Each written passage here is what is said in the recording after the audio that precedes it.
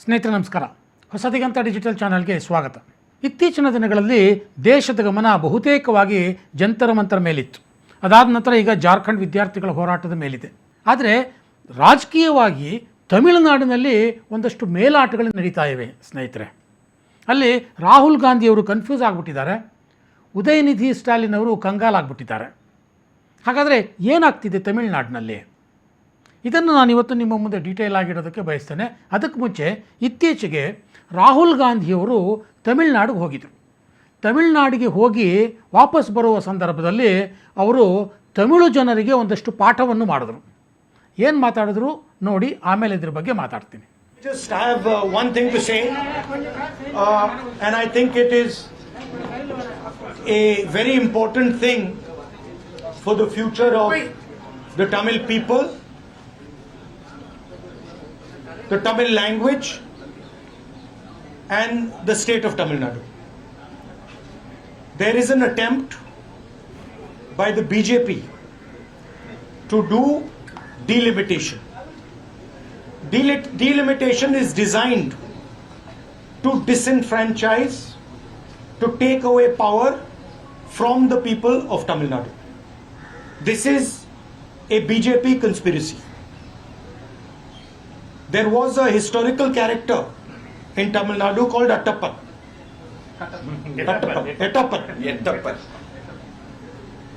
Attappan is basically symbolic of the betrayal of the people of Tamil Nadu. Anybody who supports delimitation is betraying Tamil Nadu, is betraying the future of Tamil Nadu, is allowing the RSS and BJP to attack the people of Tamil Nadu and the future of Tamil Nadu, and is a Attappan. Is a 21st century Attappan. ನೋಡಿ, ಇಲ್ಲಿ ರಾಹುಲ್ ಗಾಂಧಿಯವರು ತಮಿಳು ಜನರಿಗೆ, ತಮಿಳುನಾಡಿನ ನಾಗರಿಕರಿಗೆ ಪಾಠ ಮಾಡ್ತಾ ಇದ್ದಾರೆ. ನೋಡಿ, ನಿಮ್ಮ ವಿರುದ್ಧ ಒಂದು ಪಿತೂರಿ ನಡೀತಾ ಇದೆ. ತಮಿಳು ಜನ, ತಮಿಳು ಭಾಷೆ, ತಮಿಳು ರಾಜ್ಯ, ಒಟ್ಟಾರೆ ತಮಿಳರ ಅಧಿಕಾರವನ್ನು ಕಸಿಯೋದಕ್ಕೆ BJP ಕುತಂತ್ರ ಮಾಡ್ತಾ ಇದೆ. ಡಿಲಿಮಿಟೇಷನ್ ತರೋದ್ರ ಮುಖಾಂತರ ತಮಿಳು ಜನರನ್ನು ಮೋಸ ಮಾಡೋದಕ್ಕೆ ಹೊರಟಿದೆ. ಆ ಮೂಲಕ RSS ಮತ್ತು BJP ತಮಿಳಿನ ಅಧಿಕಾರವನ್ನು ಕಸಿಯೋದಕ್ಕೆ, ಮೊಟಕುಗೊಳಿಸೋದಕ್ಕೆ ಹೊರಟುಬಿಟ್ಟಿದೆ. ತಮಿಳು ಜನ ಹುಷಾರಾಗಿರಬೇಕು. ಯಾವ ತಮಿಳು ಜನರೂ ಸಹ ಡಿಲಿಮಿಟೇಷನ್ನ ಸಪೋರ್ಟ್ ಮಾಡಬಾರ್ದು. ಯಾವುದೇ ತಮಿಳು ರಾಜಕೀಯ ಪಕ್ಷವೂ ಸಹ ಈ ಒಂದು ಡಿಲಿಮಿಟೇಷನನ್ನು ಸಪೋರ್ಟ್ ಮಾಡಬಾರ್ದು. ಹೀಗೆ ಸಪೋರ್ಟ್ ಮಾಡಿದ್ರೆ ಅದು ತಮಿಳುನಾಡಿನ ಜನರ ನಂಬಿಕೆಗೆ ದ್ರೋಹ ಮಾಡಿದ ಹಾಗೆ. ಹೀಗೆ ಪುಂಖಾನುಪುಂಖವಾಗಿ ಅವರು ಹೇಳ್ತಾ ಹೋದರು. ಇಲ್ಲಿ ಡಿಲಿಮಿಟೇಷನ್ ವಿಚಾರದಲ್ಲಿ ತಮಿಳುನಾಡಿಗೆ ಹೋಗಿ ರಾಹುಲ್ ಗಾಂಧಿ ಹೀಗೆ ಹೇಳಿದ್ದು ಯಾಕೆ ಅಂತಂದರೆ, BJP ಮತ್ತು RSSನ ಕಟ್ಟಾ ವಿರೋಧಿ ಅಂತ ಇದುವರೆಗೆ ಬಿಂಬಿಸಿಕೊಂಡು ಬಂದಿದ್ದಂತಹ, ಇಲ್ಲಿಯವರೆಗೆ ಕಾಂಗ್ರೆಸ್ನಿನ ಅತ್ಯಾಪ್ತ ಮಿತ್ರನಾಗಿದ್ದಂತಹ DMK ಪಕ್ಷ ಈಗ ಕೇಂದ್ರ ಸರ್ಕಾರ ತರೋದಕ್ಕೆ ಹೊರಟಿರುವಂತಹ ಡಿಲಿಮಿಟೇಷನ್ ಮಸೂದೆಗೆ ತನ್ನ ಬೆಂಬಲವನ್ನು ಸೂಚಿಸ್ಬಿಟ್ಟಿದೆ ಇನ್ ದ ಸೆನ್ಸ್ ಆ ರೀತಿಯ ವರದಿಗಳು ಬರ್ತಾ ಇವೆ. ಇದು ರಾಹುಲ್ ಗಾಂಧಿಗೆ ಒಂದು ರೀತಿ ಆಘಾತ, ಒಂದು ರೀತಿ ಕನ್ಫ್ಯೂಷನ್. ಯಾಕೆಂದರೆ DMK ಪಕ್ಷ ಲೋಕಸಭೆಯಲ್ಲಿ ಅತಿ ದೊಡ್ಡ ವಿರೋಧ ಪಕ್ಷ. ಈಗ ಸದ್ಯಕ್ಕೆ ಅಷ್ಟು ದೊಡ್ಡ ಸಂಖ್ಯೆಯಲ್ಲಿರುವಂತಹ ಸದಸ್ಯರು ಡಿಲಿಮಿಟೇಷನ್ ಮಸೂದೆಯನ್ನು ಬೆಂಬಲಿಸ್ಬಿಟ್ರೆ ಏನು ಕತೆ? ನಾವೆಲ್ಲ ಇಂಡಿಯಾ ಒಕ್ಕೂಟ ಎಲ್ಲ ನಾವು ವಿರೋಧಿಸ್ತಾ ಇರುವಾಗ. ಸೊ ಇದು ರಾಹುಲ್ ಗಾಂಧಿಯವರನ್ನು ಕನ್ಫ್ಯೂಸಿಗೆ ತಳ್ಳಿಬಿಟ್ಟಿದೆ. ಅವರ ಪ್ರಕಾರ ಡಿಲಿಮಿಟೇಷನ್ ಅನ್ನೋದು RSS ಹೂಡಿರುವಂಥ ಹುನ್ನಾರ. ಸೊ ತಾವೇ ಈ ಹಿಂದೆ UPA ಸರ್ಕಾರ ಇದ್ದಾಗ ಡಿಲಿಮಿಟೇಷನ್ ಮಾಡಿದರು, ಆದರೆ ಈಗ ಡಿಲಿಮಿಟೇಷನನ್ನು ಅವರು ವಿರೋಧಿಸ್ತಾ ಇದ್ದಾರೆ. ಯಾವಾಗ ರಾಹುಲ್ ಗಾಂಧಿಯವರು ಈ ರೀತಿ ತಮಿಳು ಜನರಿಗೆ ಪಾಠವನ್ನು ಮಾಡಿದ್ರೋ, ಆಗ ದಯಾನಿಧಿ ಮಾರನ್ ಇದ್ದಾರಲ್ಲ, DMK ನಾಯಕ, ಮಾಜಿ ಕೇಂದ್ರ ಸಚಿವ, ಅವರು ಸುಮ್ಮನೆ ಕೂತ್ಕೊಳ್ಳಿಲ್ಲ. ಅವರು ಒಂದು ಅತಿ ದೊಡ್ಡದಾದಂಥ ಒಂದು ಟ್ವೀಟನ್ನು ಮಾಡಿಬಿಟ್ರು. ಆ ಟ್ವೀಟಲ್ಲಿ ಅವ್ರು ಏನು ಹೇಳ್ತಾರೆ ಗೊತ್ತಾ? ಈ ಕಾಂಗ್ರೆಸ್ ಅನ್ನೋದು ಒಂದು ವಿಷ ಸರ್ಪ ಇದ್ದ ಹಾಗೆ, ಅದನ್ನು ಯಾರೂ ನಂಬಬೇಡಿ. ಈ ಕಾಂಗ್ರೆಸ್ಸಿನ ರಾಹುಲ್ ಗಾಂಧಿ ತಮಿಳು ಭಾಷೆಯನ್ನು ಉಳಿಸುವಂಥದ್ದಿರಲಿ, ತಮಿಳು ಜನರನ್ನು ರಕ್ಷಿಸುವಂಥದ್ದಿರಲಿ, ತಮಿಳು ರಾಜ್ಯಕ್ಕೆ ಒಳ್ಳೆಯದು ಮಾಡುವಂಥದ್ದಿರಲಿ, ಇದು ಯಾವುದನ್ನೂ ಮಾಡಿಲ್ಲ. ತಮಿಳುನಾಡಿಗೆ ಬಂದರೂ ಸಹ ಕಾವೇರಿ ಪರವಾಗಿ ರಾಹುಲ್ ಗಾಂಧಿ ಮಾತಾಡಲಿಲ್ಲ. ಹಾಗಾಗಿ ಕಾಂಗ್ರೆಸ್ ದೇಶದ್ರೋಹಿ. ತಮಿಳುನಾಡಿಗೆ ಬಂದರೂ ಮೇಕೆದಾಟು ವಿಚಾರವಾಗಿ ಮೌನವಾಗಿದ್ದರು ರಾಹುಲ್ ಗಾಂಧಿ. ಹಾಗಾಗಿ ಕಾಂಗ್ರೆಸ್ ದೇಶದ್ರೋಹಿ. ನೀಟ್ ವ್ಯವಸ್ಥೆಯನ್ನೇ ರದ್ದುಪಡಿಸಬೇಕು ಅಂತ ನಾವು ಹೇಳ್ತಿರುವಾಗ ಇವರು ಅದ್ರ ಬಗ್ಗೆ ಮಾತಾಡ್ದಲೇ ಬರೀ ಪರೀಕ್ಷಾ ಅಕ್ರಮದ ಬಗ್ಗೆ ಮಾತಾಡ್ತಿದ್ದಾರೆ. ಹಾಗಾಗಿ ಕಾಂಗ್ರೆಸ್ ದೇಶದ್ರೋಹಿ. ಕಾಂಗ್ರೆಸ್ ಅನ್ನೋದು ಒಂದು ವಿಷಸರ್ಪ ಇದ್ದ ಹಾಗೆ, ಇದನ್ನು ಯಾವ ಕಾರಣಕ್ಕೂ ನಂಬಬೇಡಿ ಅಂತ ದಯಾನಿಧಿ ಮಾರನ್ ಒಂದು ಟ್ವೀಟನ್ನು ಮಾಡಿದ್ದಾರೆ. ಎಲ್ಲಿಂದ ಎಲ್ಲಿಗೆ ಬಂತು ನೋಡಿ ಸನ್ನಿವೇಶ. ದೀರ್ಘಕಾಲ, ಒಂದು ದಶಕಗಳ ಕಾಲ DMK ಮತ್ತು ಕಾಂಗ್ರೆಸ್ ಮೈತ್ರಿ ಪಕ್ಷಗಳು, ಏನು ಒಬ್ರಿಗೊಬ್ಬರು ಬಿಟ್ಟಿರಲಾರದಂಥ ಅತ್ಯಂತ ಗಾಢವಾದ ಸಂಬಂಧ.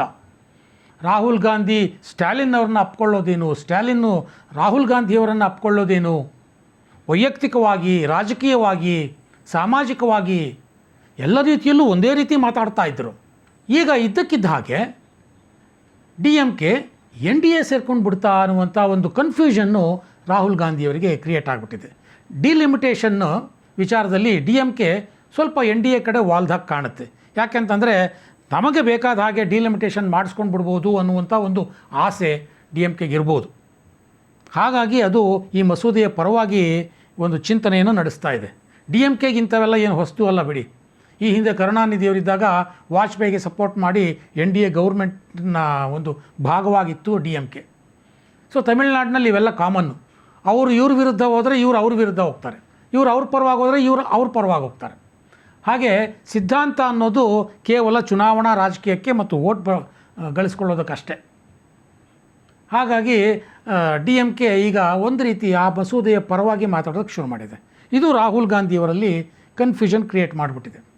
ಸ್ಟ್ಯಾಲಿನ್ ಈಗ ರಾಹುಲ್ ಗಾಂಧಿಯವರಿಗೆ ಬದ್ಧ ದ್ವೇಷಿಯಾಗಿ ಕಾಣ್ತಾ ಇದ್ದಾರೆ. ಇದು ರಾಹುಲ್ ಗಾಂಧಿಯವರ ಒಂದು ಕನ್ಫ್ಯೂಷನ್.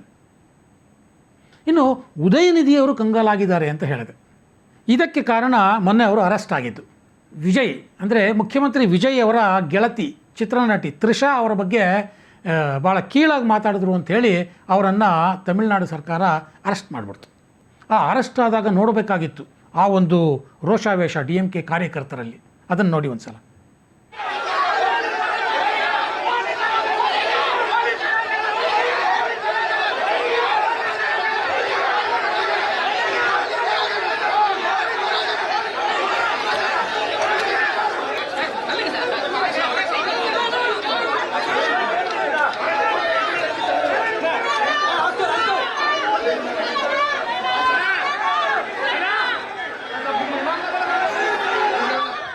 ಯಾವಾಗ ಉದಯನಿಧಿ ಸ್ಟ್ಯಾಲಿನ್ ಅರೆಸ್ಟ್ ಆಯಿತೋ ಆಗ DMK ಇಡೀ ರಾಜ್ಯದಾದ್ಯಂತ ಪ್ರತಿಭಟನೆ ಮಾಡೋದಕ್ಕೆ ಶುರುವಾಯಿತು.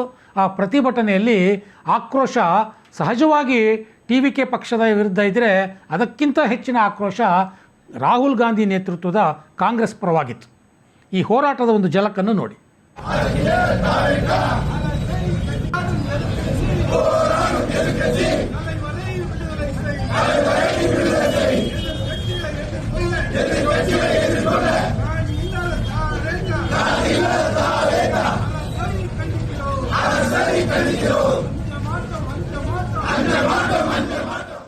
ಸೊ ಈ ಹೋರಾಟ ಕೊನೆಗೆ ಒಂದು ಕಾಲದ ದೋಸ್ತಿಗಳ ನಡುವೆಯೇ ನಡೆದಿದ್ದು ತಮಿಳುನಾಡಿನ ರಾಜಕೀಯದ ವಿಪರ್ಯಾಸ.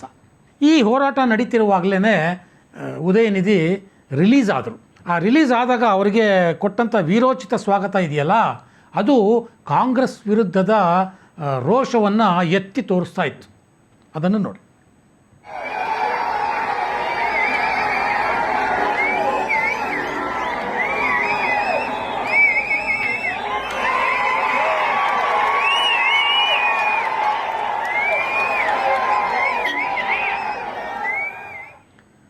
ಉದಯನಿಧಿ ಸ್ಟ್ಯಾಲಿನ್ ರಾಜಕುಮಾರರಾಗಿ ಮೆರೆದವರು ಕಳೆದ ಒಂದು ದಶಕದಲ್ಲಿ ತಮಿಳುನಾಡಿನಲ್ಲಿ 2 ಅವಧಿಗೆ.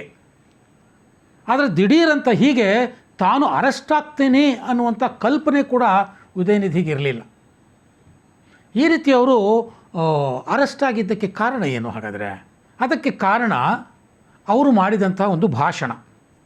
ಅದರಲ್ಲಿ ಮುಖ್ಯಮಂತ್ರಿ ವಿಜಯ್ ಅವರ ಗೆಳತಿ ಚಿತ್ರನಟಿ ತ್ರಿಷಾ ಅವರ ಬಗ್ಗೆ ಕೀಳಾಗಿ ಮಾತಾಡ್ತಾರೆ.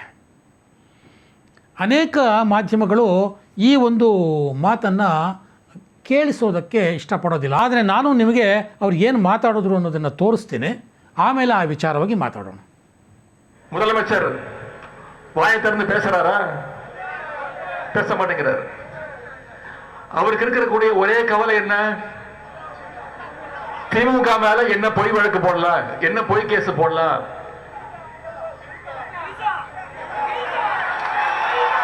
எங்க தண்ணி வருதோ இல்ல அங்க தண்ணி வரணும், எங்க தண்ணி வருதோ இல்ல அங்க தண்ணி வரணும், எங்க தண்ணி வருதோ இல்ல அங்க தண்ணி வரணும். காவிரி சொன்னேன். ನೋಡಿ, ಇಲ್ಲಿ ಕಾವೇರಿ ಪ್ರತಿಭಟನೆಯಲ್ಲಿ ಉದಯನಿಧಿ ಸ್ಟಾಲಿನ್ ಮಾತಾಡ್ತಾ ಇದ್ದರು. ಭಾಷಣದ ಮಧ್ಯೆ ಅವ್ರು ಏನೋ ಮಾತಾಡುವಾಗ ಅಲ್ಲಿನ ಜನ ಸಭಿಕರು ಅಂದರೆ DMK ಕಾರ್ಯಕರ್ತರು ತ್ರಿಷಾ ತ್ರಿಷಾ ಅಂತ ಕೂಗಿದ್ರು. ಅಂದರೆ ನಾನು ಆಗಲೇ ಹೇಳಿದಾಗೆ ತ್ರಿಷಾ ಚಿತ್ರನಟಿ CM ವಿಜಯ್ ಅವರ ಗೆಳತಿ. ಆಗ ತಮ್ಮ ಭಾಷಣದ ಮಧ್ಯೆ ಉದಯನಿಧಿ ಒಂದಷ್ಟು ಟಾಂಟ್ಗಳನ್ನು ಕೊಟ್ಟರು. ಆ ತ್ರಿಷಾ ಹೆಸರು ಕೇಳ್ತಿದ್ದಾಗೇನೆ, ಕಾವೇರಿ ನೀರಿಗಾಗಿ ಹೋರಾಟ ಮಾಡ್ತಾ ಇದ್ದೀವಿ, ನೀರು ಎಲ್ಲಿ ಹರಿಬೇಕು ಅಲ್ಲಿ ಹರಿಬೇಕು ಸ್ವಾಮಿ, ಎಲ್ಲೆಲ್ಲೋ ಹರಿಯೋದಲ್ಲ ಅಂತ ತ್ರಿಷಾ ಅನ್ನುವಂಥ ಹೇಳಿಕೆಯನ್ನು ಕೇಳಿ ಒಂದು ಟಾಂಟ್ ಕೊಟ್ಟರು. ಭಾಳ ನಿಗೂಢವಾದಂಥ ಅರ್ಥ ಬರುವ ಹಾಗೆ ಅಲ್ಲಿನ ಜನ ನಕ್ಕರು. ಆಗ ಒಂದು ಸ್ಪಷ್ಟನೆಯನ್ನು ಕೊಡ್ತಾರೆ. ನಾನು ಹೇಳಿದ್ದು ಯಾವುದು ಬೇರೆ ನೀರಲ್ಲಪ್ಪ, ನಾನು ಹೇಳಿದ್ದು ಕಾವೇರಿ ನೀರು ಬಗ್ಗೆ ಅಂತ ಒಂದು ಅಲ್ಲೂ ಕೂಡ ಒಂದು ಅಸಭ್ಯವಾದ ರೀತಿಯಲ್ಲಿ ಒಂದು ಅಸಹ್ಯಕರವಾದಂಥ ಒಂದು ಮಾತನ್ನು, ಒಂದು ಸಂದೇಶವನ್ನು ಉದಯನಿಧಿ ಕೊಟ್ಟರು. ಹೀಗೆ ಅಸಹ್ಯವಾಗಿ ಮಾತಾಡಿದ್ದಕ್ಕೇ ಅವರ ಅರೆಸ್ಟ್ ಆಗಿತ್ತು. ಇಂಥದ್ದೊಂದು ದಿನ ಬರುತ್ತೆ ಅಂತ ಉದಯನಿಧಿ ಅಂದ್ಕೊಂಡಿರಲಿಲ್ಲ. ಈಗ ಅಲ್ಲಿ ನೋಡಿ, ಒಬ್ರಿಗೊಬ್ರಿಗಾಗಲ್ಲ. ಈಗ ಮುಂಚೆ DMK ಅಣ್ಣಾ DMK ಎರಡು ಬಣ ಇತ್ತು. ಈಗ DMK ಕಂಡ್ರೆ ಕಾಂಗ್ರೆಸ್ಗಾಗಲ್ಲ, ಕಾಂಗ್ರೆಸ್ ಕಂಡ್ರೆ DMKಗಾಗಲ್ಲ, DMKಗೂ TVKಗೂ ಆಗಲ್ಲ. ಈಗ ಹೊಸ ಮೈತ್ರಿ TVK ಆ್ಯಂಡ್ ಕಾಂಗ್ರೆಸ್. ಈ ಒಟ್ಟಾರೆ ಈ ರಾಜಕೀಯ ಮೇಲಾಟ ಮುಂದಿನ ದಿನಗಳಲ್ಲಿ ತಮಿಳುನಾಡಿನಲ್ಲಿ ಯಾವುದಾದ್ರೂ ಒಂದು ಹೊಸ ಶಕ್ತಿಯನ್ನು ಹುಟ್ಟು ಹಾಕುತ್ತಾ ಅನ್ನುವಂಥ ಪ್ರಶ್ನೆ ಈಗ ಎದ್ದಿದೆ. ಈ ಪ್ರಶ್ನೆ ಯಾಕೆ ಹುಟ್ಕೊಳ್ತು ಅಂತಂದರೆ, ಮೊನ್ನೆ ಬಿಹಾರದ ಬಂಕಿಪುರದಲ್ಲಿ ಪ್ರಶಾಂತ್ ಕಿಶೋರ್ ಅನಿರೀಕ್ಷಿತ ರೀತಿಯಲ್ಲಿ ಗೆದ್ದುಬಿಟ್ರು.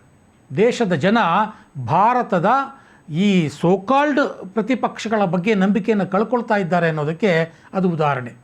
ಆ ರೀತಿಯಾಗಿ ತಮಿಳುನಾಡಿನಲ್ಲೂ ಆಗುತ್ತಾ ಅನ್ನುವಂಥ ನಿರೀಕ್ಷೆ ಈಗ ಜಾಸ್ತಿಯಾಗಿದೆ.